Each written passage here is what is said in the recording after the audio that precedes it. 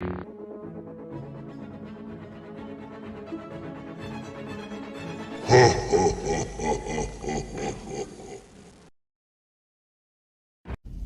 is the way.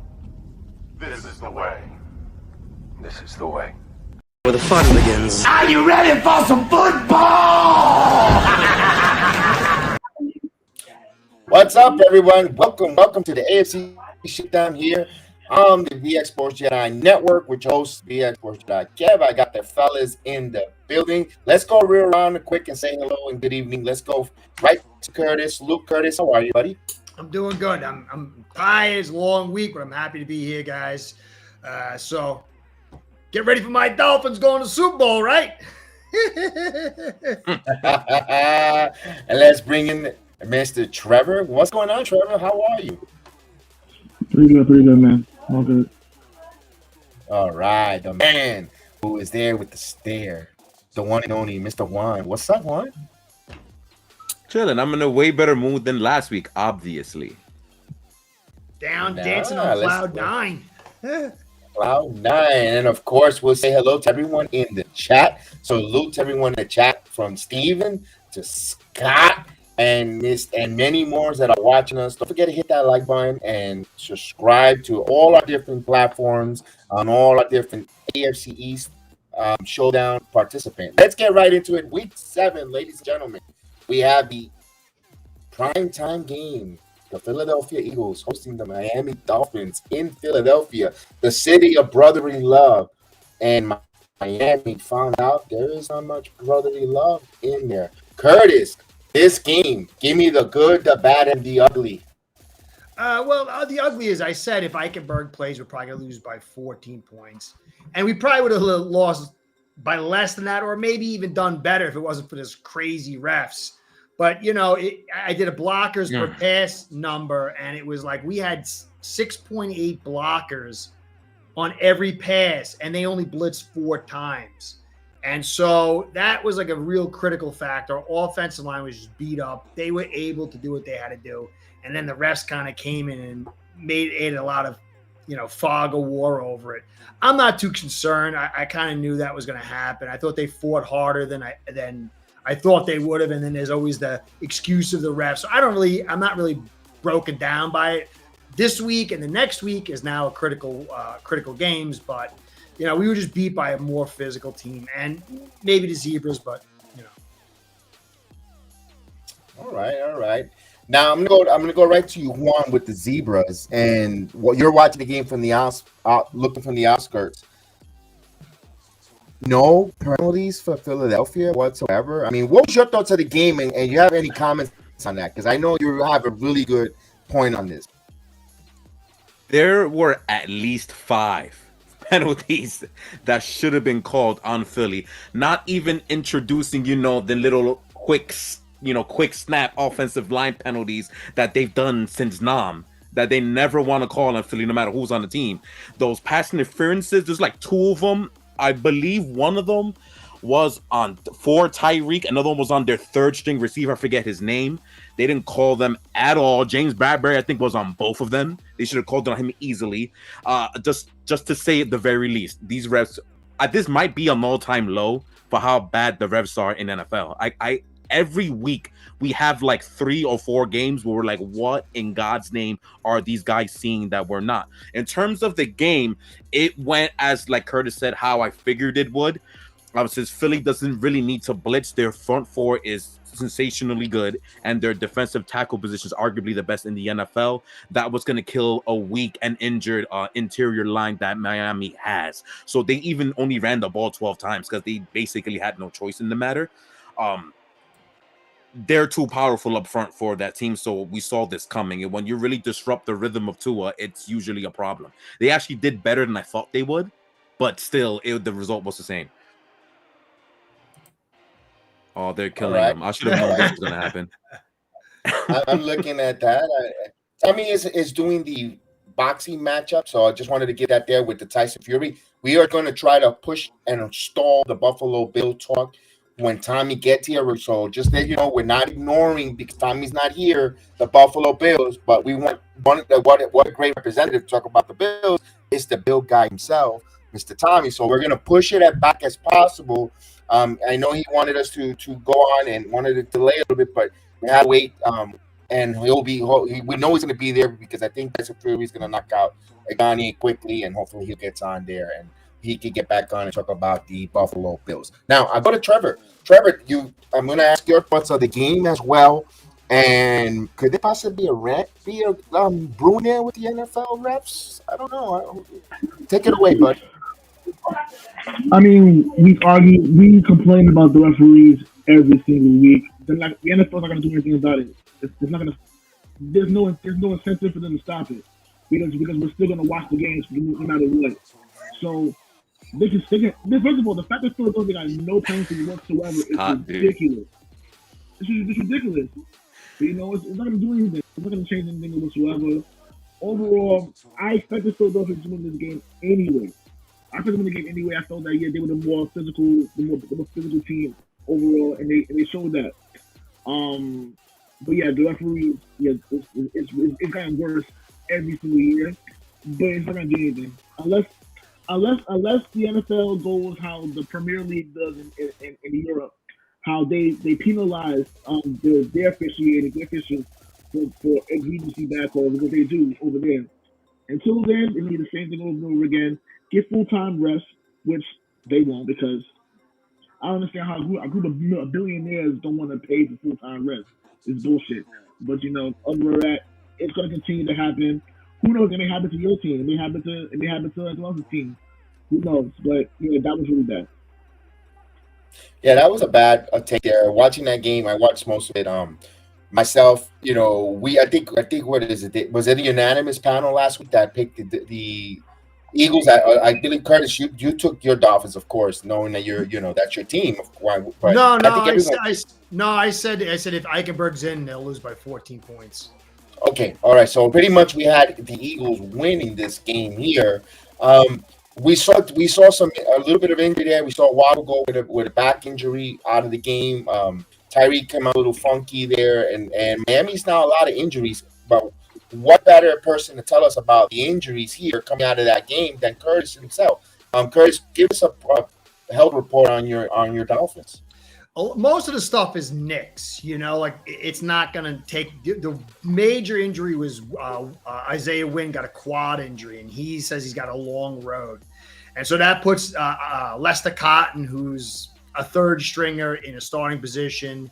Eichenberg is the starting center right now until Connor gets back. It's 50-50 whether Connor starts. And then we got Robert Jones, I like him the best of all the left guards. I don't know why he's there. So those are like the most concerning, but we got Ramsey coming back. Howard's, here and there. Now, the big injury this week is Holland got a concussion, and he's been downgraded to out. And that's a big deal. So, this week coming up, I can't really say how big they are until I actually see who's playing or not, because if Connor's out, if Ramsey is not playing, Holland is out, then you got some major stuff. But I got to actually see what is what. The only clear injury, major injury, is Wynn going out. And he was the best of the left guards, sort of. But, this little depth on this offensive line is now severely taxed. But most of it just been kind of nicks. But there's been a lot of them. So we'll see. Yeah, I see this time of the year, there's a lot of nicks. Guys, some people are getting into form. Some people are getting now those injuries that are going to start to nag them maybe now until the season ends. And that's a tough one for all the teams going forward here, especially.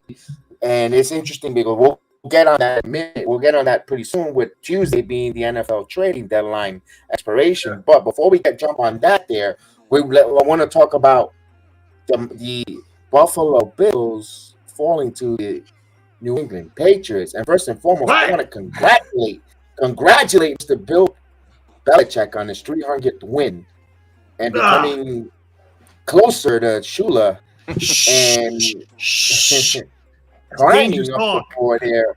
And then to find out that he signed a 2-year extension with the Patriots.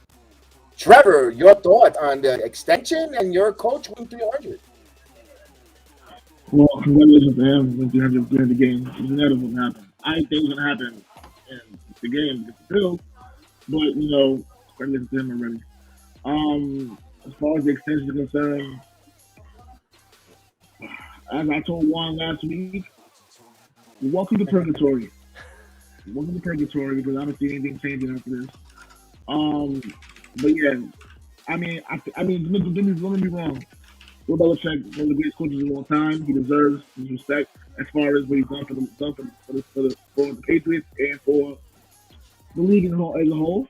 I get it, but the league, the sport is past him. You know what I'm saying? Like certain things that he was able to get away with 20 years ago, you can't do it now. You know what I'm saying? I don't want to be this like walking dinosaur for the next 5-10 years, or next 5 years, and be stagnant. You know what I'm saying? I just want to see some progress. But overall, for the game itself, I like how let's just be honest. The Patriots, the score doesn't tell the whole story. The Patriots had their way with the Bills the entire game. We did pretty much whatever we wanted to do to them. They were able to make Josh Allen very uncomfortable. We ran the ball very well. Very good, very good. Not gonna make very limited mistakes. And you know what? I'm happy for it. You know, but am I happy about the win? Of course, I'm happy about the win. I'm happy with my team winning. But does it really mean anything? No. I mean, this is still a lot of question marks around. The season is still young, but I'm not gonna get myself hyped up for this one. Come on, get hyped, baby! Yeah, man. I gotta turn it up. I can't. I'm taking it one game at a time. Until then, it's a good win. When I saw the report of the contract extension for 2 years, and then they go out and win, I tell you, Lord as my witness, I told about you won, but you went on that rant and you were so upset. And then when I saw that, I said, man, I wonder how, I was like, damn, I wonder how Juan is right now. I would love to be a Final War when he read that news. Give me your thoughts too, and tell me the good, bad, and the ugly on that game, Juan. If there was any ugly, because when a win is a win, man. Well, I was going to bring paper bags to this show before that win. Like, I was getting ready. But once we got the win, I'm like, shit, that kind of ruined my plans for Saturday's show. I swear to God, I was gonna get paper bags. I'm gonna try to draw like Belichick lines, you know, these all those faces. I was gonna try to draw Belichick face on it, and I was gonna do all types of artsy stuff that I can't really do. I'll be honest, I suck at art, but I was gonna try. You know, I'm the prop guy here. I brought books last year talking about no one gives a fuck last year. I know Bills fans remember me having that. I bring props to the show. You know, I try to make it as theatrical as possible, entertaining, you know? But from what I heard, I did a little bit of research, hearing it from Patriot podcasts and stuff.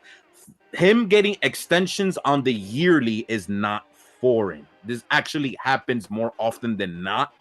And from what I've heard, this contract extension is probably not going to go past 2025. So it's probably just a 1-year extension, meaning he will most likely be here for the next season, and then we'll see what happens from there. But that does not necessarily mean, depending how the rest of the season goes, he still won't get canned or traded, because Cliff Kingsbury got an extension, and then right at the end of that season, his ass got canned. So, it's not impossible for him to go if the season goes to shit, but I will admit the chances did go down drastically. I will say that. Now, in terms of the game itself, I expected nothing. I had it in Trevor. I had it in the corner of my TV, like I said I was gonna have it. I had it in the corner in the dust, but then something told me, I'm like, you know what? I'm gonna put it in the big TV, because I have a TV right behind me. I don't know if you can see it. It's like right there where my arm is. I don't know if you can see it. I have two of them. Right, you know what? I'm gonna put it right here. I put the volume up. I said something tells me this will be the most interesting game out of the 5. I think it was 5 in the 1 o'clock hour. And I don't think I was wrong. It kind of was, for us at least.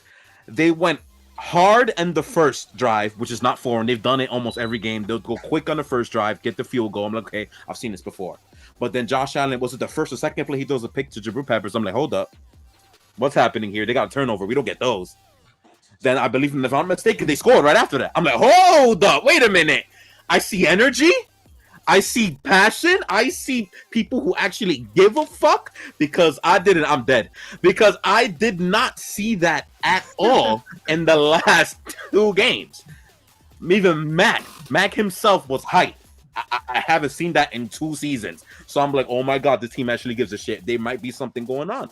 And they went off. The offensive game plan was absolutely sensational. This is the first time that Bill O'Brien actually put up a real NFL game plan. I'm so happy about it. Mac Jones looked like a quarterback. The offensive line, like Curtis was saying for the last few weeks, the offensive line is the reason why this team is as trash as it was. They actually played well because Onwenu went to right tackle for the first time this season, and he was freaking wonderful. He was wonderful. City Saw went on right guard. I mean, Belichick drafted 3 guards. One of them motherfucking should be playing the damn position. They did. Cole Strange looked healthy. He actually played okay, albeit no Ed Oliver, but he still looked okay. The offensive line was absolutely sensational. That allowed New England to actually have time for Mac Jones to stand, look, read, throw. That's all that we usually ask for him. He actually did it in an adequate level all game long. It was sensational. On defense, I can go almost as far as to say, especially in the second half, the offense actually kind of carried them in the second half because they forgot how to tackle. They didn't want to tackle nobody, especially in the second half. That the Stephon Diggs touchdown to JC Jackson, where it was JC and Miles Bryant, both of them missing tackles right at that 1 yard line. I don't know what the fuck they were doing in that play. Gave Stephon Diggs an easy ass touchdown, and they just didn't want to tackle nobody and made the Bills come back. But I wish Tommy was here so this is the rare chance I can actually obliterate Josh Allen because Jesus Christ, how bad he was in that game. I should shake his hand for this victory because if he was half good, I think they still beat us. If he was half good, but he missed like 3 touchdowns. I don't know what the hell he was looking at all game, but there were wide open touchdowns to do miss down the field. I don't know what's going on with him. I don't know if it was the pressure. He has been hurt in his throwing shoulder for about 2-3 weeks now. Maybe that was bothering him and he wasn't accurate. I don't know what it was, but gosh darn it, that dude was garbage in that game. But when someone as talented as him gets chances to make spectacular plays, unfortunately, he made those spectacular plays in the fourth quarter. I believe they scored 15 points in the fourth quarter, if I'm not mistaken. You can't keep him out the end zone for long, so that was what things got scary.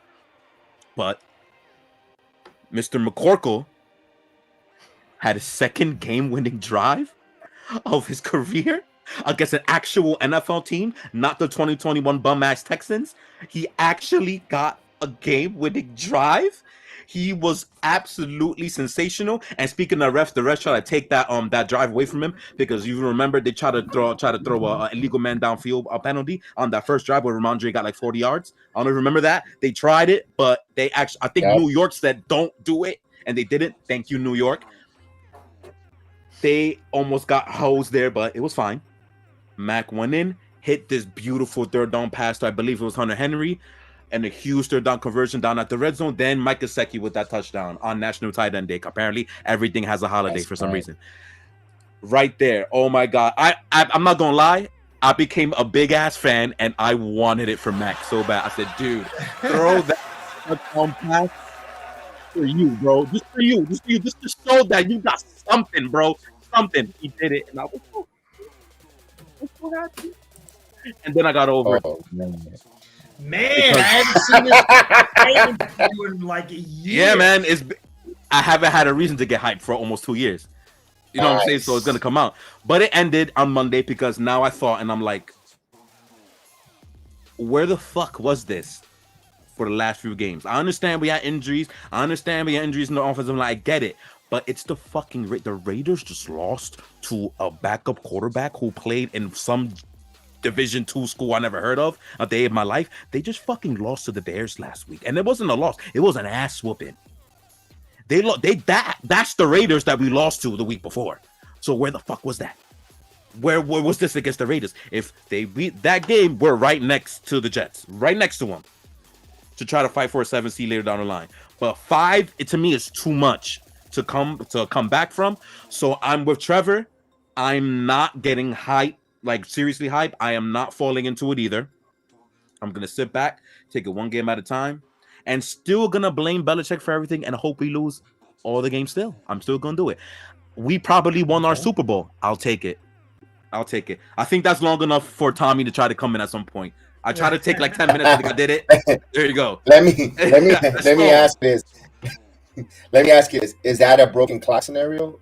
My saying is, I gotta say, a broken clock is correct twice a day. Yeah. Is that could it be that that's exactly what happened? Yes. I'm going towards that. That's what I'm meant by. It's their Super Bowl. They won their Super Bowl. I'm with the same thing. I think so. I'm gonna go with that.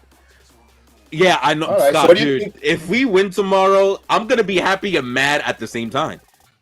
Because then we're 3-5. It's like, dude, again, if you beat the fucking Raiders, you're 500, and you're right there. Exactly, and we'll have 3 division wins already. Yeah, we're 3-1. Curtis, your thought? Broken clock scenario. What's your thought on that game there with Buffalo? Is this another? Because listen, Allen, to me, he's got the nickname of the Baker because he's always serving fresh turnovers. Yeah. Well, to me, the Patriots thing is very easy. Look, I believe that Jones can be successful, but different quarterbacks need offensive lines at different degrees in order to generate their talents. And he's a quarterback, along with the rest of the team, that is O-line dependent. You look at the Raiders game, you had a Mafia at left guard and Lau at left tackle, and they're disasters. And then Andrews had a struggling game because he had to kind of hold things together. Oh, no, I'm sorry. Lowe was right tackle, and then Brown was left tackle. Mm-hmm. So you had really just a gutted offensive line that couldn't generate what it needed. So now you got Onwenu, you got Brown and Andrews all playing up to their capabilities. And then Sau, he's playing really well too. He's fitting in at the right guard, which is the easiest position to get down. And now really the only thing you're worried about is Strange. So if he can pull himself up, now you've got an offensive line to get this run game going, to work the play action. You got some tools out there. And then you got a defense that's always going to kind of make it happen. But, these guys need a run game. They need a consistent offense. And so I think that's really the whole deal. And conversely, on the other side, Dorsey he's inconsistent. He continues to do what he continues to do. Like he did this week, he did the last week. It's just he's very this week it wasn't bad because he didn't have Knox. He didn't have the other tight end. He only had Kincaid, who can't run block. So they had to go in a shotgun draw and pass the football. But the week before, they kind of sort of did the same thing again with the draws. He is just very inconsistent. And Allen's arm is not where it needs to be. The confidence of the team's not where it needs to be. They were missing Oliver. They're missing Daquan. And, really, the problem is that when you got a hole on your defense like that in the interior and you're going against, say, like the Patriots, you've got to find some ways to be more consistent. And they weren't. They didn't run the football. They didn't shorten the game. They didn't make things easier. They went back to the same old thing, which is Allen save us. And it just wasn't enough. And they almost lost it again this week because of just that's who they are. They come out and there was a pretty good game plan. But again, they really couldn't run the football. They don't even try. And so, you got to find ways to use that run game, even though the play is there. To me, Dorsey used to shake. I mean, I like the differences strong, but I have a feeling that Knox will be out for a while. I think the fallback is what they're doing. They come towards the end of the season, same thing's going to happen. They're going to need to run the football and not going to be ready for it, and they're going to collapse. So I don't really put it on Allen. I think Allen is just he's making some mistakes, but he's injured and doesn't have the best framework. And then for the Patriots, they had a terrible framework with no offensive line, and now they're getting a good framework and they're succeeding. It's all about framework. So to me, it was very predictable. In some ways. I think I had said it was going to be like a 7-point game between the Patriots and the Bills. I said the Bills were going to win. I thought it was like 20. I think it said like 23-17 or 24-13 or something in that range.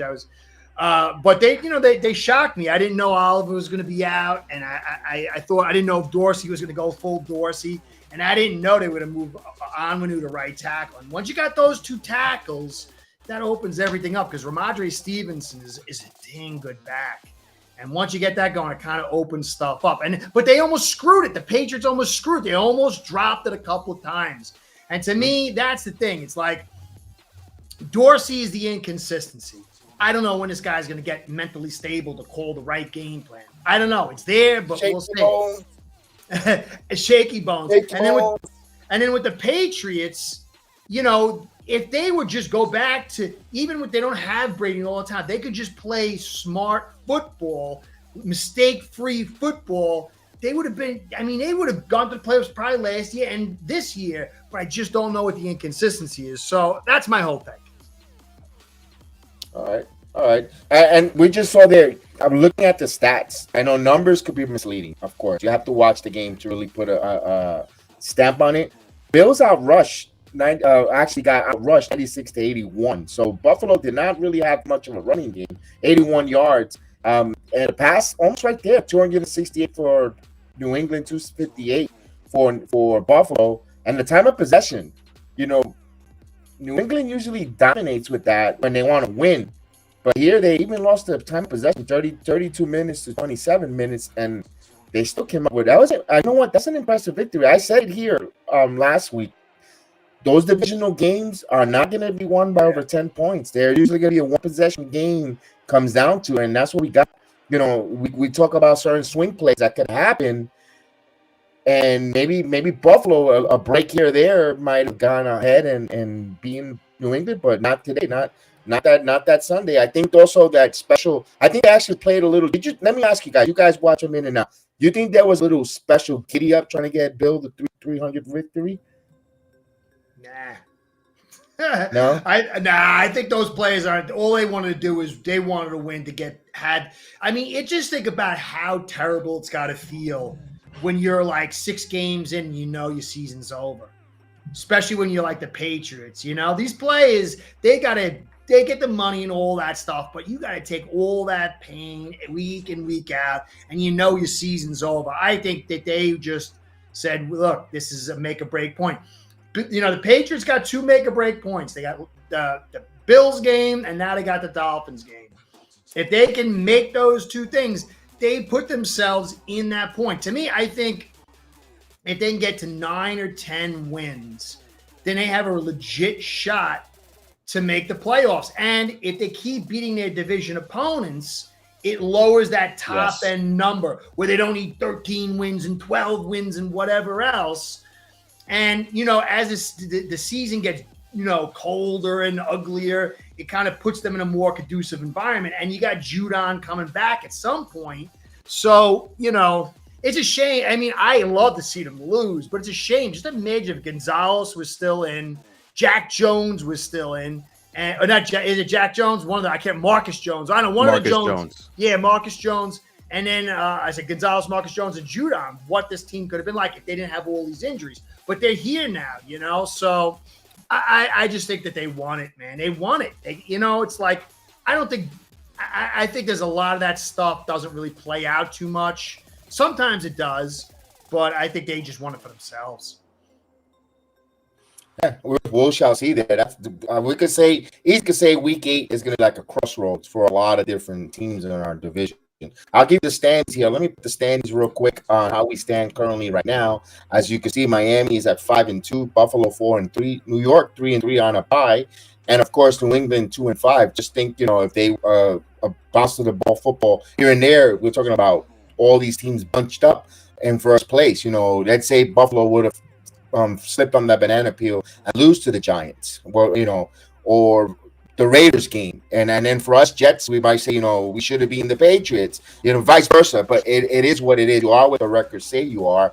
This is going to be an impactful week 8. But before we go week 8, I know Mr. Juan has a burning question that he wants to ask. I think I have 3 now. I made one up for New England while we were talking, but I'm going to go with the Dolphins. That's great. First. So, yeah, extol a little bit more. So, on the Dolphins thing, So you saw that they're 5-2 and will have 2 losses against the Buffalo Bills and the Philadelphia Eagles. The rest of the wins are against, and the media loves to bring this point up, by the way, before this Eagles game, that they've literally beaten the worst teams in the NFL. You can put the Chargers there if you want. They're 2-5 also, so they definitely suck. And their coach might be coaching his last game tomorrow if they lose against Chicago. So, but that has nothing to do with our division. But yeah, so my question is, you have a beautiful record. You're in tops of the AFC East. What are you, second, third seed overall in the AFC, something like that? I think Kansas City only has 1 loss. Yeah, I think we're second. Again. Well, no, it depends. The Ravens are tied. Yeah, that's why I'm not sure either. That's a lazy thing of mine. I should probably check really fast. I'll check for you right now. I got You're second. I have it. Ravens are second. Ravens are third. You're second. So if you've lost to the only good teams, and they were kind of ass whoopings at that, why should you be taken seriously in the playoff stretch if you have not yet to show that you can beat someone who is competent? Well, the thing is, you got to understand context. Okay, so now you have bad teams. If we had squeaked past them, like say the Bills, then you could. I had to do that one for Tommy. Love it. What? Mute? I hear you, bro. What happened? Oh, there you go. Okay, Good. We hear you. So, we destroyed them in like epic fashion. Now, I believe in two-way context. And one context is, we destroyed these teams, but they were terrible teams that had huge weaknesses to our strengths. But you have to also understand we had loads and loads of injuries, and none of them were season-long injuries. So you're getting bodies back each game that passes. And then you got Fangio, who's the third best pass rush team in the league with only 18% blitz rate, which if you look at Fangio's best years, it's around 19 to 20% blitz rate. So he's actually generating more pressure than his best seasons. And so when you pull all that together, you could say, hey, this offensive line's got issues. If we get some injuries there and guys fall apart, we're going to have a stagnant look as we go forward. But if Teron comes back and Connor's healthy and his defense keeps pulling itself together, then I believe we have a team that's not 70-20, but it's a team that in the right conditions, in the right environment, can hurt you. Now, I don't believe we can go to Baltimore and beat them that week. But you know what? If some team comes to us in the playoffs, it's a nice day, we could take almost any team that's out there. Because if we're healthy, I mean, if you look, so when we played the Patriots week 2, we had 5.14 blockers per pass. Okay, but when we went against the Eagles, we had 6.8 blockers per pass. So we were sending 3 guys in routes. They only blitzed 4 times, and we had 7 guys to block. But we still got the ball out 2.24 seconds, which is amazingly fast. But then when you go to the Patriots game, you guys were gutted with receivers, and I got that.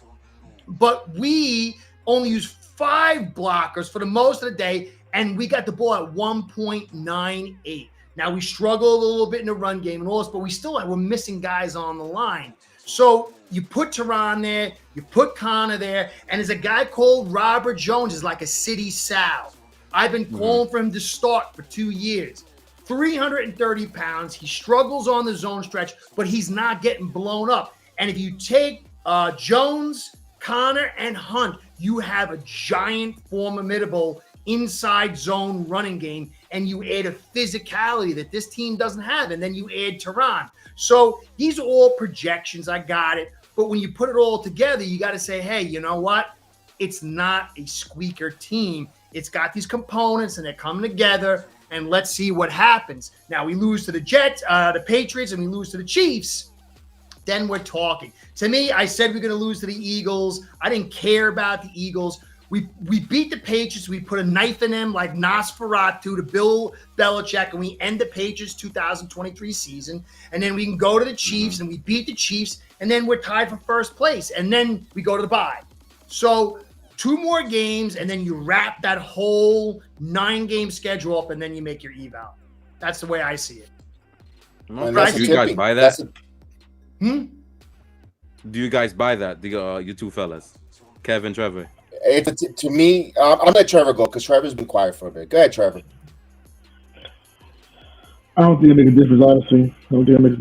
I'm not gonna hype myself up for it. I won't do it. Like I said, I don't even know, honestly. Like, to me, for tomorrow's game, especially for Miami and New England, like, listen, it will make a difference for you. If Miami beats us, so what? That's another bad team they beat. Who gives a shit? But at the end of the day, you know what I'm saying? To me, I really don't know. I really don't know how to put it in words, honestly. I really don't, honestly. It's whatever, honestly. I don't know. I really don't know, honestly. I don't know. All right. So I'm going to answer the other question about the teams. I always told you, Curtis, and I told you that many times on different streams, don't apologize. And same for the Patriots. Don't apologize who you beat on a Sunday. Yes, it could be the quality opponent isn't that great when it comes to Miami, who they have beaten. You know, the Giants, who are now starting to find themselves. We'll talk about them in a minute. The teams that you're beating and the teams you're lost, media loves to do all that hype up, like you haven't beat anyone, and you're, smoking mirrors. And there's some point to that, but at the end of the day, one of the greatest motivation is if you like Parcells says, you are who your record says. So go out there and beat the teams, but when it comes to postseason, now there's no excuse. Now all that hoopla or hyperboles that the media is saying, if you don't win your playoff games, then what they said about you all season comes to a truth.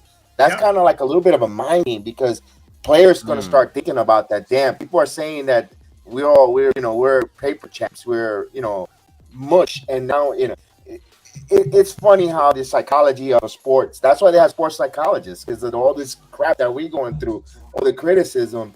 For Miami, this is I call it a swing, a seesaw. Because if they lose to the Patriots here, right, and they lose the next game to Kansas City, then we're looking at, frauds. And then they go to the bye week doubting themselves. McDaniel, my goodness, is he just smoking mirrors? Is it people now that they're not going to listen to him? So this is I call it a real pickle seesaw next 2 weeks for the Miami Dolphins. Yeah, and now it starts with it's very pivotal, very, very, very important. And this Sunday, you can't, for one thing for sure, Miami Dolphin fans, you can't take this New England Patriot lightly. Nope. You can't take them lightly, because I've said it time and time again, and I'm not a Patriot fan. The head coach is a serious motherfucker. He knows how to coach. That dude can know how to coach. I know you guys say different. I know you guys are frustrated. And again, I get it. Maybe his shelf life in New England has come to an end, but at the end of the day, he still knows the X's or O's when it comes to football one-on-one. And that's a big thing here. And we could jump right into week one. The first game of week number 8 is we'll talk about the one that happened Thursday night afterwards, but let's talk about this Dolphin and Patriots. And I got everyone here. We got Trevor's take on that. What's your take, Juan? What's your expectation here? You're coming off a good victory, you're feeling good. What's your thoughts here? Miami Dolphin or not? You got a lot on the table as well with your division. Yeah, 100%. So Curtis talk about, even though it's like maybe a 3%. I'm dead. This Scott's the savage. You talked about the 2% chance that this team could possibly at any point go on some run for the playoffs. If that is possible, then it kind of started now. You lose this Miami game as a wrap. Like, you are not getting in. It doesn't matter what happens, because you're not winning like 7, 8 in a row. It ain't happening. This is it. This is your playoff stretch. It starts right now. Lucky for the Patriots, there are a crap ton of Miami Dolphins players that are absolutely injured. Key ones like Waddle with his back, like Tyreek Hill, he says he's gonna play, so he'll most likely suit up tomorrow. Mostert has an injury. Almost all their offensive linemen has their injuries. We will not be seeing Teron Armstead. He's on IR. There are so many. I believe Xavier Howard's out, if I'm not mistaken. He's not gonna play. No, he's questionable. He's questionable. Okay. Questionable. He's a Holland's out. You said that. But earlier. But the thing is with him, though, the thing with him is the same thing that happened to Connor. It's a groin issue, and they bring him in. It could be a long-term problem. So I don't know. There could be a lot of guys missing. Holland's out. Yeah, it's so many questionable players in this team. It is. To me, the key is Connor. If Connor's not in, you guys have a really good ride. You guys have a really good chance. What happened? We'll go. I know. Apparently, we're not allowed to be on a. No, there we go. My other computer, my backup computer, act a little funky at times. That's all. So yeah, the injury report's going to play out. It's playing out good for you guys, and so because we're getting people back. Yeah. Our offensive line is probably completely healthy. We're going to assume that Onwenu is going to stay in right tackle for the rest of the season. We're going to assume that the 5 that we saw last week is going to be our permanent 5 for the rest of the season. We're going to assume that I'm praying to Christ that we didn't talk about during the recap. We're praying to Christ that Juju and Parker will at the very least have limited to no snaps in this game.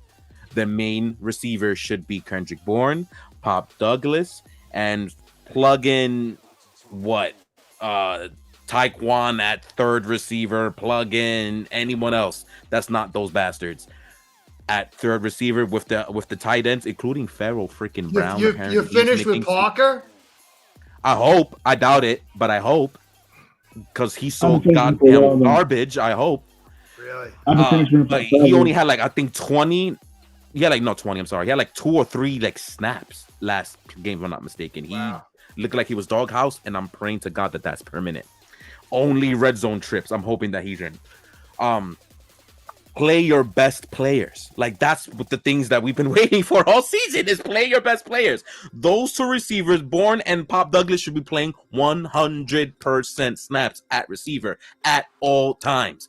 Those are your best guys. Those guys are the ones who can get open. Those are the guys who can catch. Those are the guys who can spread the field as much as possible. They need to keep playing. So with the more synergy that this offensive line gets, the better the running game will be. Ezekiel Elliott has kind of been pretty reliable on the run. He's not breaking open runs per se, but he's having very good efficient runs, I would say. He will get the 3-yard chunks here. He will get them when we need them. That's what happened against the Bills. Because you look at the numbers weren't very good. But if you watch the game, like Kev said, he had really crucial runs that extended drives for us. So he's been doing that extremely well. And hopefully Ramondre will follow suit afterwards. So offensively, with these big injuries that the Miami Dolphins are having on defense, then Mac should be okay with looking similar to what he looked last week. My big thing and my X factor with this game is on defense. If we can be just more aggressive than we were in the week 2 game, I think we have a great chance. Yes, we don't have Judon anymore, unfortunately. Yes, we don't have Gonzalez, unfortunately. But I believe Jack will be in the second game, hopefully getting his legs under him for this one. John Jones is back, thank God. So that's usually the guy that usually gives Tyreek Hill some troubles when he's on them. So he's in this game. He wasn't in the first matchup.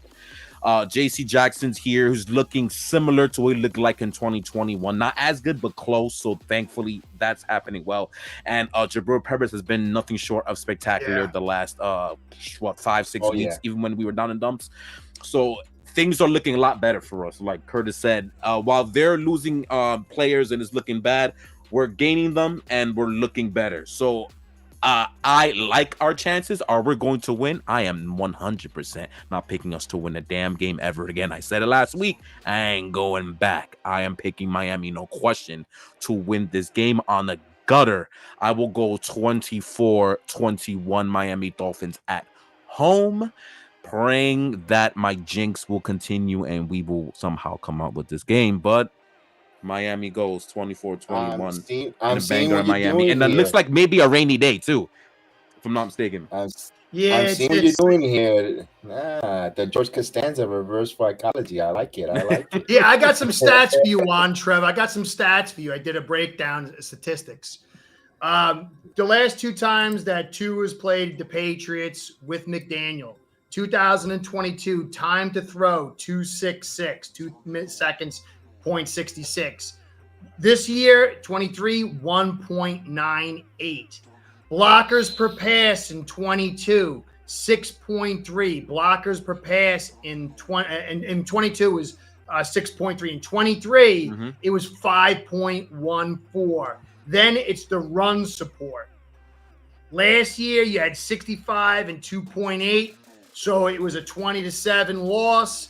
This year, we managed to put up the 24-17? Was that the score, right? Yes, this time? that was the score. And we had 145, 5 yards per carry and 2 touchdowns. So if you can slow down that pass, force us to keep the blockers in, because you had 41 pressure rate in 22 and 6% this time, and limit our run game, you guys will have the opportunity.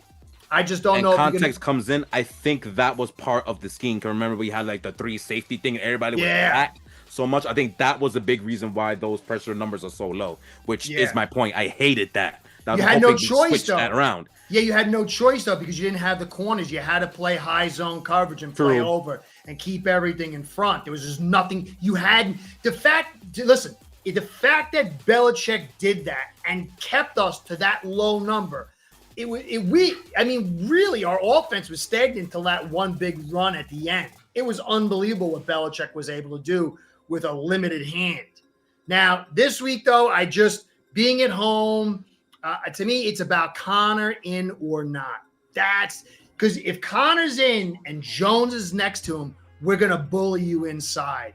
And if both those guys are playing, and then, obviously we're not gutted and all these other injuries, if we're relatively healthy, I think we'll handle you. But if Connor's not in, then I think you guys got a chance. But I'm going to go with he's in because I'm being positive. I'll say 27-17 with Connor. Without Connor, it might be like 23, maybe 23. I don't know, man. I think you guys might be able to win. I think it's going to be a 3-point swing if Connor's not in. That's the only shot I think you have if Connor is not in. And right now, there's a political structure going on. We're not sure if Jones is playing or Eichenberg or Cotton. So it depends on the politics. If we don't have Jones and Connor in that position, we could lose. If they are both in there, then I think you guys lose by like 10 points.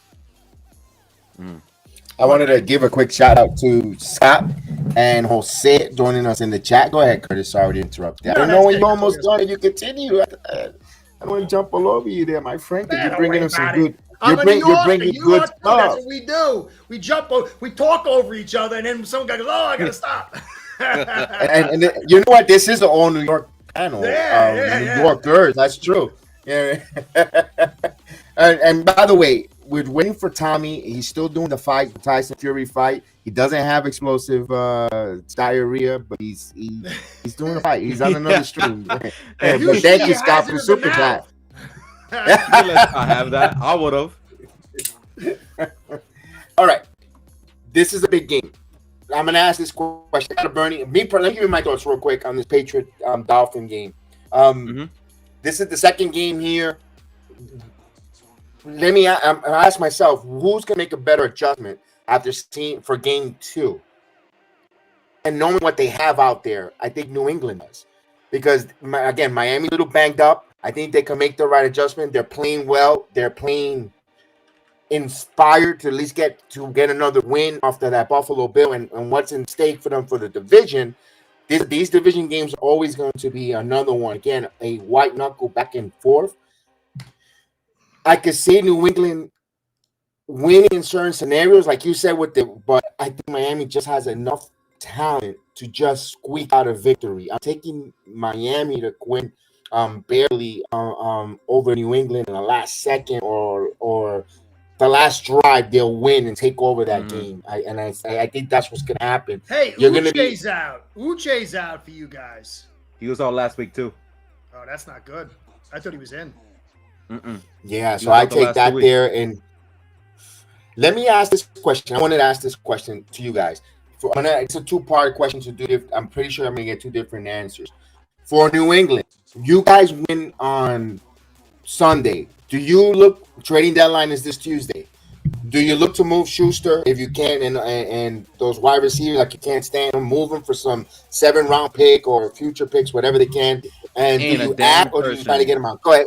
That's gonna trade for that, bro. I wish. Yeah, I will wish. Okay. Nobody gonna trade for that contracts and that bum ass guys. Hell no. All right. Yeah. Do you want to? Do you see them adding? No, I don't see them making any moves whatsoever at that line whatsoever. They usually never do anyway. And honestly speaking, I think we're pretty much gonna rock with it until the end of the year, see how it goes. Yeah, unfortunately, Juju Smith-Schuster, I don't think anybody with common sense would take that contract. He's been that bad. He's been that bad with us this year. Unfortunately, yeah, I just feel like this team we're gonna have right now, and we're gonna run around through right now. I think the trade deadline usually not really active during that time anyway. So. No, I know there's rumors that we're looking at Jerry Jeudy, but there've been rumors about that for like 2 seasons now. I don't think anything's gonna happen. I think we're gonna be boring as usual. I don't know if he's that good anyway. I agree with you too. I don't want him to begin with. You're probably right. You're probably right. Curtis, the same question goes to you. Win or loss? Do you think them? Before I get to Curtis, if they lose, do you think they sell players off? Patriot guys, if the Patriots lose, do you think they'll sell some players like what that has value? I don't think so either. I really think we're going to do nothing. We should nothing. But I don't think they will. All right. So I'll go back to you, Curtis. If your victory over the New England Patriots, now you got a chance to get some help. Maybe you'll find out the severity of the injuries on some of these players that are banged up or going forward. Do they explore to help out and try to go up against the Kansas Cities? You still got to play the AFC East. I think you got the Miami. I think you got the Cowboys coming up. And, I know you got a trip with the Commanders and so forth. What's your thoughts there? Do they add for what you're thinking? They should add some offensive line help, but they can't. They're too tight to the cap. They really don't have enough pieces, and they've already expended so many to get all these players. They're not doing anything. So no, I don't think the Dolphins are going to do anything. I mean, I think they should on the offensive line, but I like Robert Jones, the left guard. To me, he's been held back. If they decide to go with Cotton or Eichenberg, then and I can understand sort of why, because he's just not his own stretch guy. Then they should go try to find. I think there's some offensive linemen out there that are available. I like, who I would like too, maybe Jesse Jewell. He'd be a good little linebacker to put on his team. But I don't think they're going to get anything. They're so mortgaged to the hilt. Hey, I'm checking. It says slight chance of showers, but the wind is going to be about 14 miles per hour. So there's a little something there. It's not terrible. What is it? This is where this game. This is in Miami. No, it's not. This is Miami. This year, this time of the year is going to be crystal clear. No. I mean, they always claim that we're not in rain season in Florida right now. Yeah, I think the wind's a bigger factor than the rain. The wind. We have been getting it, but it's nothing where it's going to disrupt the football. Yeah. It's going to be windy because we're used to, instead of 90, it's going to be 84. Where that's what's going to make it feel. I'm just using it as an example. I don't think it's something that's hurt the football where it's gonna be like, oh, it's cold. Like I gotta go get a sweater. No. It's gonna feel nice. Maybe changing the trajectory of the throws. Because 14 is not nothing. You know what I mean? We don't have the strongest arm quarterbacks in this game, so maybe it could push. Oh, well, look at this. It says gusts 19 miles per hour. So they're saying gusts, and you're kickoff is 19 miles an hour. Second quarter, 19 miles an hour. Third and fourth quarter, 16 miles an hour. So I like our scores that they're all low. I like all our scores are low. It's going to be a low scoring game. Yeah. Maybe the offensive coordinators, at least we say for New England, run happy more, a little more run Maybe, and short passes. That's quick short passes. I don't know how That's Miami what we do anyway. going to do that. So So it kind of benefits you there. I said it says 30% cloud cover, so at least it'll take some heat off of the Patriots a little bit. It won't be as brutal. But I don't think the rain is going to be a factor at all. All right. But the wind and cloud cover is nice for you guys. it does. It helps you guys a lot because it's not, you're not that Florida heat that's like, that sun. It's something different with the sun when it's up north, when it's down here in the south. I don't know what it is, but it just feels different. Maybe the humidity factor, whatever the case is, it's such a difference. And if there's cloud coverage, they're going to feel more comfortable doing with Patriots there. And Bill has that team at least well conditioned. That's one thing I can say about New England Patriots. They might not be the best skill position, but they're well physically conditioned team in the NFL. So I got to give them the flowers on that. Well, the thing I like a lot with the Patriots is they run those mixed match zones. Kind of, they'll have one guy on man. They'll change up their coverages. Kind of can cause a little bit to like delay and have to read. Where a lot of these other teams, they play straight man or they play straight zones. So he's gonna make Tua work a little bit, and that's how you can get that time to throw, farther and farther in there. The higher it gets, all of Miami sacks come at 2.5 seconds. So if you can get that up there, you can get that pressure. So it'll be interesting. Yes, indeed. So we'll move on here to the next game. Will be the New York Bowl. The New York Jets have a bye week. They take on their tenants, their roommates, the New York Giants. And these teams, the Giants to me is kind of coming off a strong win. New York against the Commanders. I know it's a 14-7 game, but that defense with Dr. Lawrence, with Wink Martindale calling the defense kind of as a Jet fan, I like both teams, but as a Jet fan, it worries me because the Jets don't handle pressure well coming off of byes. They're coming off a win. Off a bye, they usually tend to lay eggs. That's the story of being a Jet fan. They lay a lot of eggs, and that's my concern. Will Zach Wilson? He went on vacation, and was he reading the playbook, or was he reading the playbook in with a significant other there? That just concerns me with him. The Giants look so much more crisper with. And of course, what are you talking about? That I only scored 14 points, but Tyrod Taylor has something with that offense that move. They look like an NFL offense down with Daniel Jones, and that kind of mean. But we have a hell of a defense. So for the Giants to beat the Jets, they got to start fast and keep putting that pressure on my Jets. The Jets can just not start with giving up an opening touchdown and falling behind and trying to come back with Zach Wilson. To me, this is a concern game for me. We're 3-3, and we're like, can we handle prosperity? That's me as a Jet fan looking at that. And of course, it's the Giants where that stadium is going to be.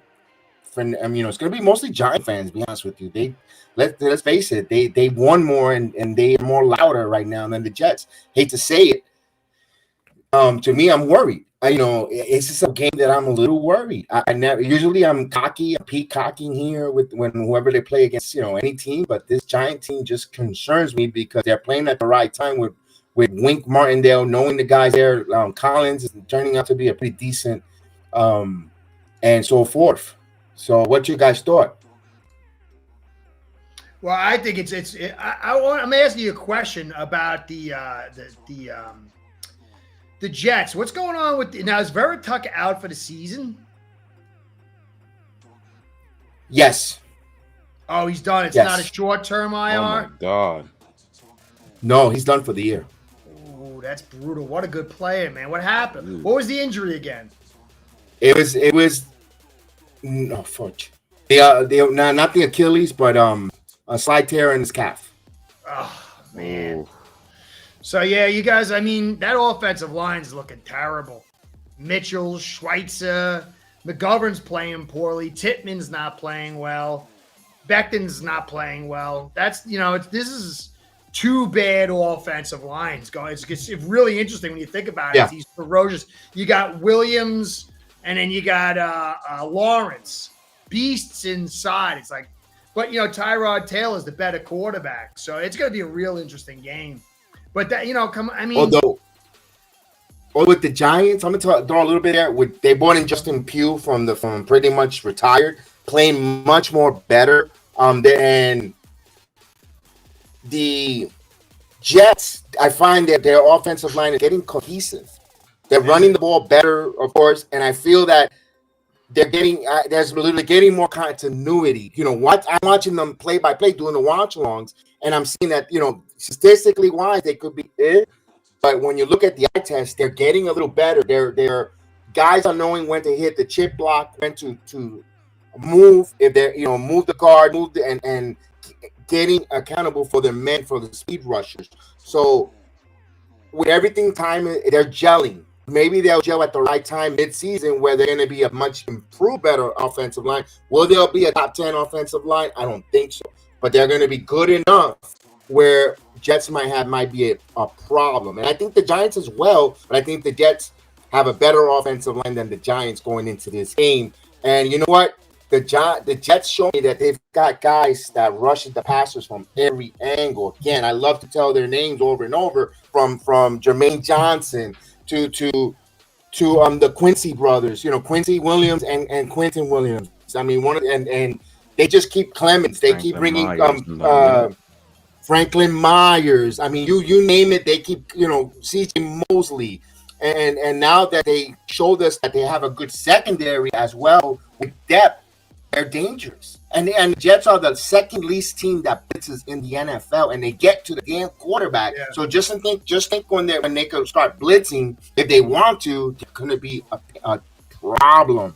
So that's where I'm going to little bit confident. But then when you're a Jet fan, you can't be peacocking against the Giants either, because here comes my cousin Cruz out of nowhere, gets a 99-yard pass, and we're off to the races. So that's my worry there, guys. I'll throw it around to Trevor.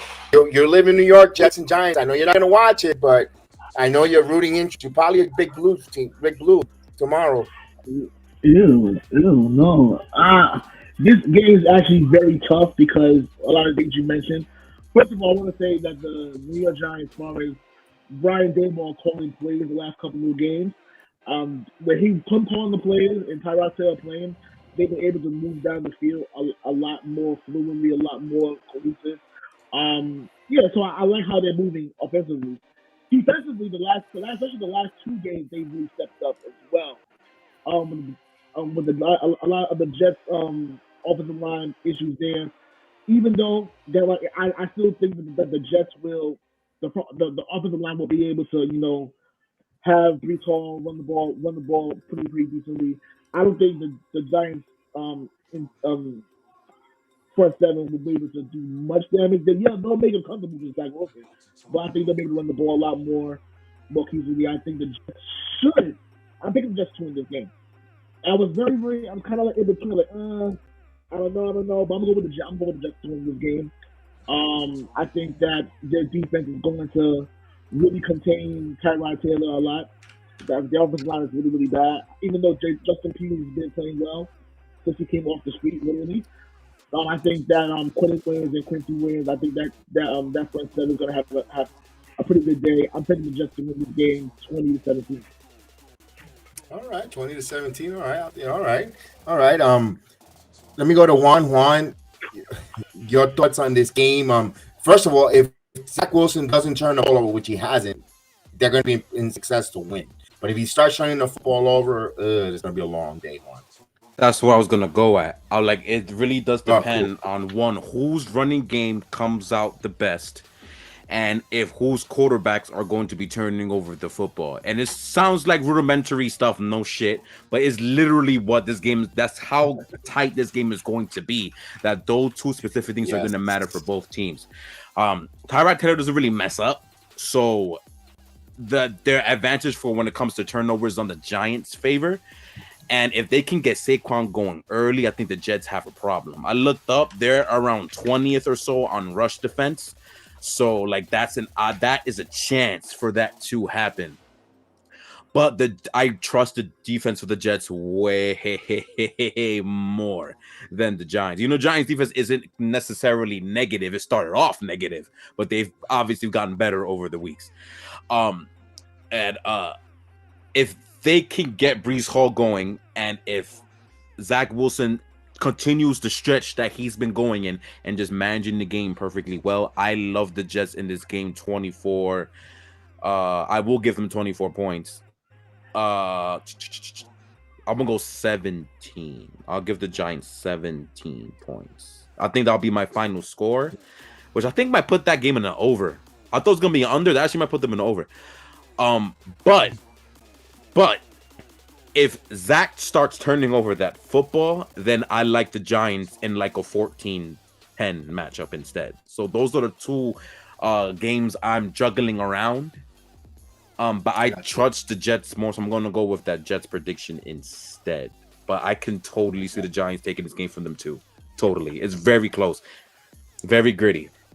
My type of football. That's why there you go. That's why those numbers are a little misleading. I was telling Curtis, told you, I think about 2 weeks ago, that the Giants with their run defense, the Jets with their run defense, why they ranked 20 is because when the quarterback on those, when Mahomes were 3rd and 15, 3rd and 20, the quarterback that runs for those big goes against the run defense. So when they're on those 3rd and longs, and also with the Cowboys, that adds to those run. But when it's up the middle with the running backs, they're much better than 20 in the league. So that's why that's that kind of misleading watching that with that. Curtis, give me your thoughts here. Jets and Giants. You know, you're born and raised in New York. You like the Dolphins, but you got to see what's going on with the two paisans there. I'm going to watch the game. I'm definitely going to watch the game. I'm very intrigued, actually, because to me, if the Jets can go to 4-3 after what they've gone through, that is, for me, I wanted to have an AFC East cauldron of good teams battling it out for supremacy. That's what I wanted. And you're seeing maybe the Jets and the Patriots were, washed away, and now they're clawing their way back. It could be very exciting. I think the Jets are going to win.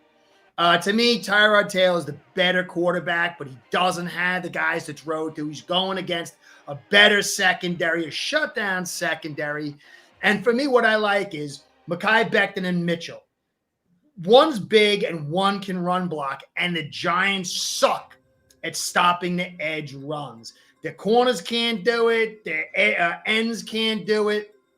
And I think that when you got Breece Hall, he's going to be able to use that speed to break it out of there. And I think the Jets are going to win pretty in a controlling fashion. It's going to be a close game, but I think the Jets are going to win. I'm going to say like 17-23 Jets. Because I just think that if you look at what the team can run the football. The Jets can run the football. They're going to be able to run the football. Giants, they're going to be able to run the football maybe a little bit. They got, the best, they got a really good running back in Barkley, but they don't really got the blockers for it. But they're not going to be able to pass. And so really when you look at it, you got Lawrence and Williams on the Giants. They've got Simmons is not bad. The middle linebacker, Kiro, I can't even say his name.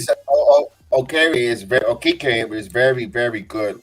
Man, he almost wrecked that game against the Bills, man. That's one guy that, yeah. But you got, you just don't. I mean, you got what's his face, the young kid. I can't remember his name. Wilson. Wilson's going to beat any of these cornerbacks, and so if Wilson cannot screw it up, you guys can run the football. I expect you to get after the quarterback. You got a much better pass rushing defense. You got lockdown corners. So, and you got, in combo, the better run blockers and the better runners. So I think you guys should win it as long as Wilson doesn't screw it up. That's the only thing I think. What worries me?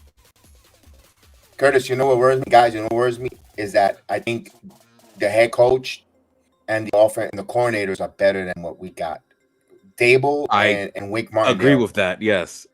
I like Wink. I'm not a big Dable fan. I like Wink, but I don't like Dable. But I think they're better coach than Saleh and Hackett. Oh yeah, well, yeah, but yeah. That's my worry coming into this game, where it might be closer than it is. But they had a week to prepare. There's no excuses. They can't come. One thing the Jets cannot come out as flat. The Giants, and at home, the Jets got to come out quick, and they got to hit them right in the mouth. They can't come out flat. Oh my God! Oh my God, dude. Well, you know what? I love it, man. I love it. Keep it coming. Oh, Yeah, man. Waller could be a problem. Waller's the one guy maybe could be a problem. Yes, Waller could be an issue, but you saw that they've got so great corners and safeties that they're secondary, and also the way the middle linebackers they both got with both CJ Mosley and Williams and my God, and they got a kid again, McDonald, who was a first round pick, who was a energizer bunny rabbit out there. I don't know if Waller's going to have that much of a success, so I kind of, but it still scares me there. With that, Tyrod's good though. Yes, Tyrod, that's the thing. And he can move a little bit. But I can see, you know what? I'm not advocating for this at all. So it's gonna sound wrong, but I think Tyrod gets hurt in this game.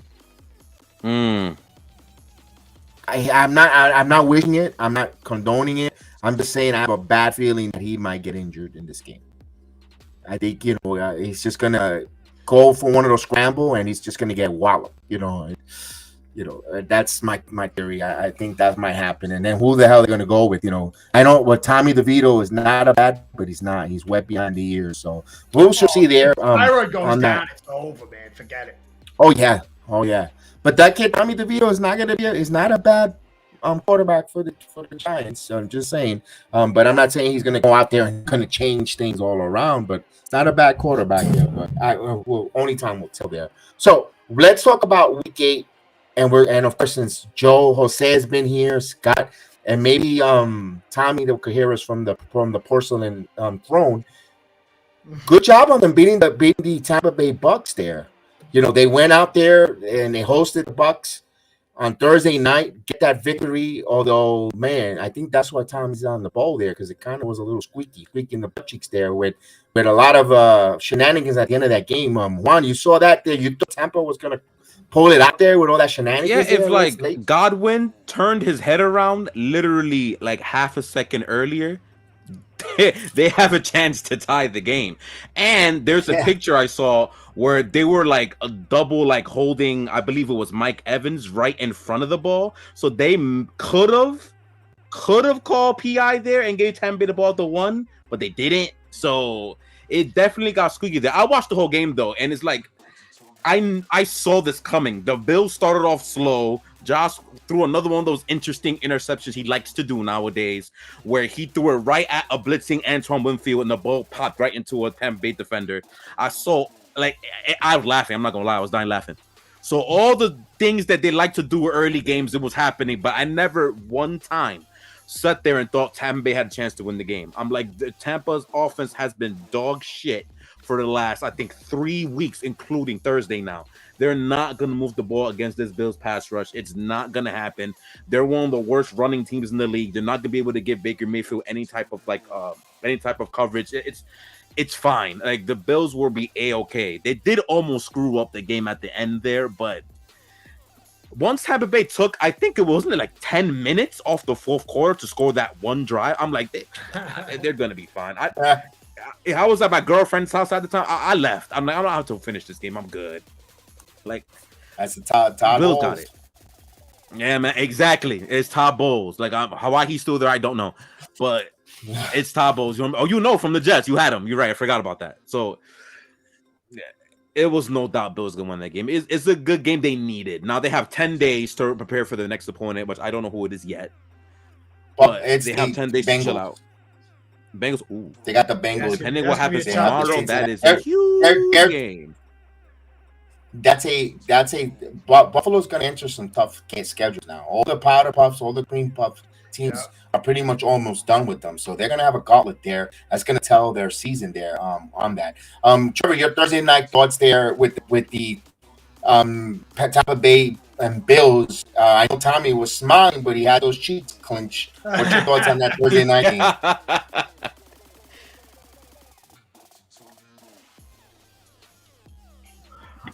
Can you hear me now? Yes, you're good. Yes, sir. You're good. Cool. Yeah. So I'm not gonna lie to you. I was expecting this kind of similar to that before. I figured that since it was a short week, but the Bills were still start off slow. Anyway, I can't stand these short week games. Overall, I think we kind of got what we expected though. Tampa Bay, despite how they're constructed there, I did expect them to, play them pretty hard. Play pretty hard. I mean, it's kind of what I was expecting it. Yeah, but this guy would have turned his hand a little bit more to the time of the game and stuff like that. But overall, I think, Buffalo needed this game really bad. They needed this win just to stay afloat what's going on right now. But, I'm pretty expected right now. Now you have a 10-day of time just to really get back into the game for the next game. But, this is a pretty good game. All right. Yeah, Katami is live on a fight podcast. Yes, he's doing the Fury and Ngannou. I guess that's going the distance because we've been here almost an hour and a half. We're gonna wrap up soon. We're gonna wrap up because I got to go to the Knicks podcast. The Knicks game is starting. My partner's doing the Knicks game, and So, and I like that. By the way, first episode ever that he won't be in without it. If he misses, and he's missed. By the way, he is missed. He is missed. Believe it or not, we're joking at his expense. He is missed. Love Tommy. Someone says that he might be long in the tooth. No nonsense. He is missed. We missed him. It feels different. So Tommy, we know you're doing your stream. It happens in this live platform. Now, Curtis, who is that wonderful pal that's out there on your lap saying hello? What is his name? Yes, the doggy. His name's Judah. He's a 90-pound pit bull. My little son decided to open the door and let him in here. Come here, Judah. Judah, come on. Say hi. We are dog home. We dog sit. We can't take care of dogs here. So we love a good poop. Come here. Come on. Try to get him over here. You want to play now? Come on. Come. Oh, he's hyped now. There you go. There you go. Made my day there. Look at that big boy. There you go, beautiful. There you go. He is a beauty. He's gigantic, dude. He's huge. So powerful, man. It's crazy. He's got these giant thighs. He's got like Barry Sanders thighs. All right, enough. So Tommy is talking antibiotics with a night with a strange woman. Yeah, that cope, not for nothing. That guy that's with Tommy. You gotta go. Man, it's like tinfoil with him. I feel him. Man. He said, okay, now he's out of the way. Oh, man, it's great to have him there. But listen, we're gonna wrap up in a minute here. Juan has some more questions, and we got some rants coming up. You can skip that. No more questions. We're good. Yeah. No, you sure? No questions? You sure? 100%. 100%. No problem. All right. So we're gonna go right into Trevor's rant. Let me get the Trevor's rant situation. Where is this video? I got his own video too. Let me see if if I can still find it here. No, well, I thought we had the rant section, but it's all yours, Trevor. Give me your rant. Okay. So there was two things that was on my mind this week. It was either about Dwight Howard, which I won't talk about Dwight Howard because that'll be too much of a right He's a pillow fighter. Man. But today, let's have a real conversation right now. We need to call the elephant in the room. Justin Herbert is overrated. I said it. I love it. I love it. Yes, I've been saying that for 2 years. Yes. He's overrated. Don't get me wrong. Brandon Staley is a failure of a coach. He's awful. We all know this. He's awful. He can't even like he coaches himself out of games so much. It's like hell. All four of us could be like a special consultant on the Chargers, and we'll do much better than he's done. He's an embarrassment. He's legit embarrassing. But this is Herbert. We talk about Josh Allen all the time, about the stupid mistakes he's made, being very careless with football, just doing a lot of boneheaded mistakes. Justin Herbert, it's the exact same thing. Just because you're on the West Coast doesn't mean he won't see you, man. Like, it's the same boneheaded mistakes. You have this talented, super talented roster, and it's 2-4. Yeah, coach is bad. Yeah, but come on, you have to make plays. Oh, I'm sorry, 2-5. You worse. The 2-5. And I know the defense hasn't been playing well, but you have to step up. You have to step up. I'm sorry. You know what I'm saying? We can only blame them for so much, but you have to step up. You have to step. Yeah. To me, he's a stat pass. He stat pass. He makes himself look good for fantasy and other stuff like that. And people like that statistic data bullshit, but not me. No, we watching the game. No, you need to do better. Do better, Justin Herbert. You know what I'm saying? I know the media wants to put him as the crown of the crown on the top of the QB tiers. How are you on top of the QB tier? You haven't done shit. You haven't done anything. I agree. So I agree with you. So how are we gonna put you on a pedestal? You're in Mahomes. Mahomes won Super Bowl. You're in Mahomes. You haven't been a Super Bowl like Herbert. Like Burrow. You know what I'm saying? The same way that we bash Josh Allen for as good as he can be and as careless he can be, Justin Herbert doesn't get the same thing. You know what? Today, I'm going to call it today. Justin Herbert is overrated until otherwise. There's no reason why this Chargers team should be this talented and be 2-5. Listen, Spanos, the owner, sell the team to me. Sell the team to me. Let us own the team or somebody. Because this is ridiculous. This is ridiculous.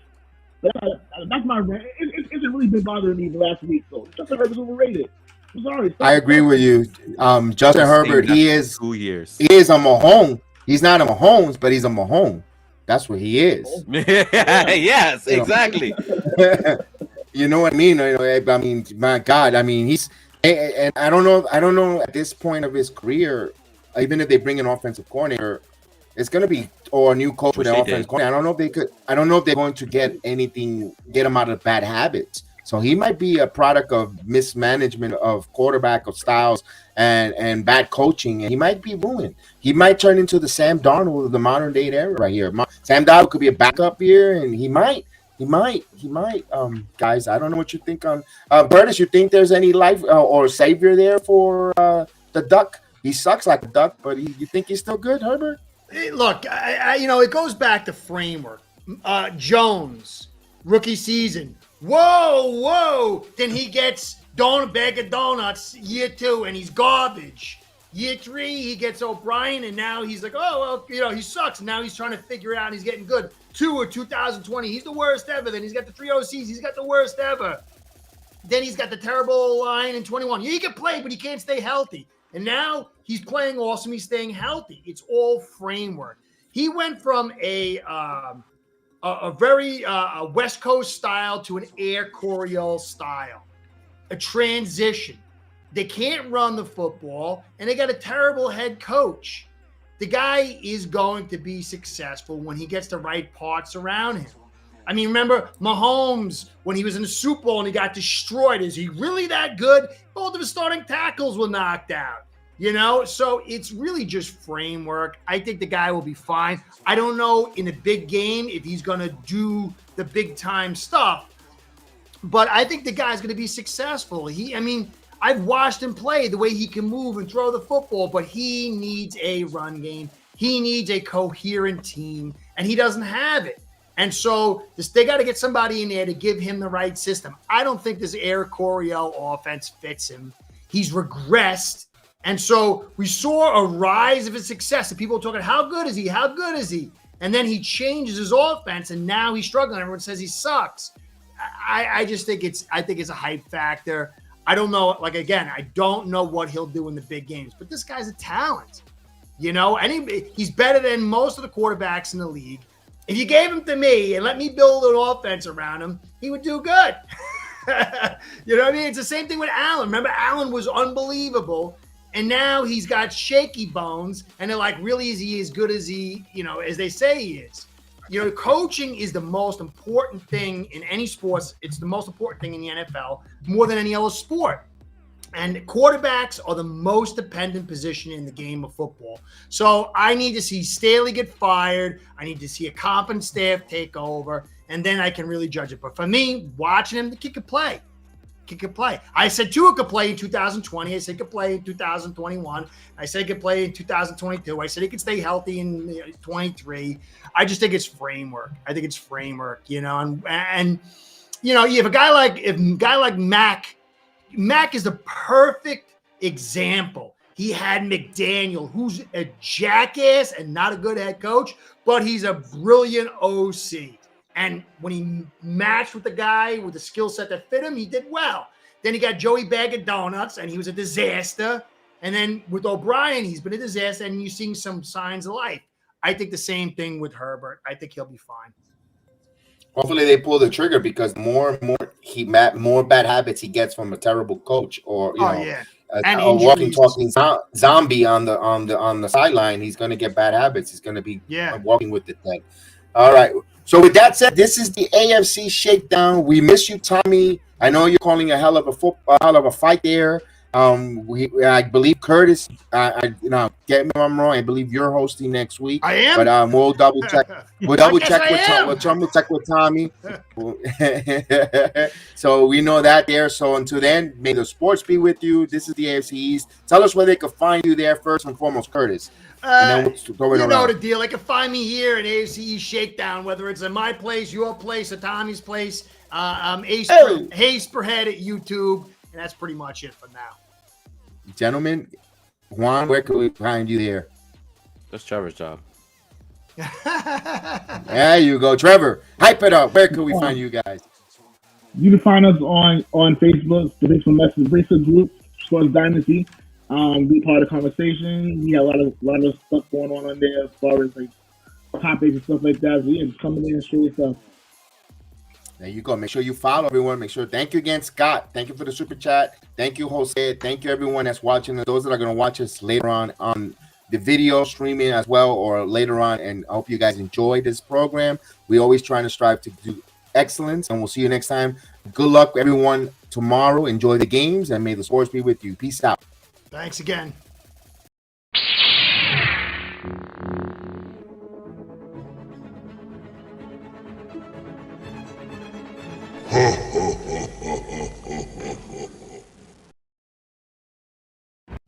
This is the way. This is the way.